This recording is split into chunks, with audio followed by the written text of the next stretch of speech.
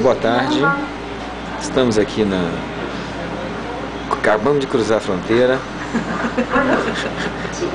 Saímos do Utah, cruzamos o Arizona, estamos agora no México, assistindo um pouco de TV.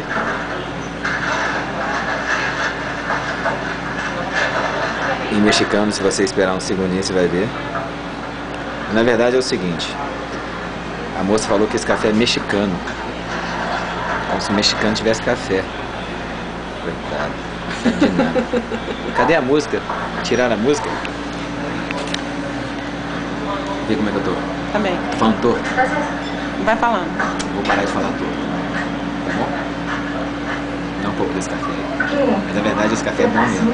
Melhor do que todos os cafés que a gente tomou aqui. Melhor que os Starbucks. É um Nescafé clássico. Tô falando torto? Tá. Tô, né? E agora? Não. Parar de falar torto. Acho que é só quando eu tô olho pra câmera que eu falo torto ou eu falo torto? Acho que você sempre fala torto. É. Charme. Charme.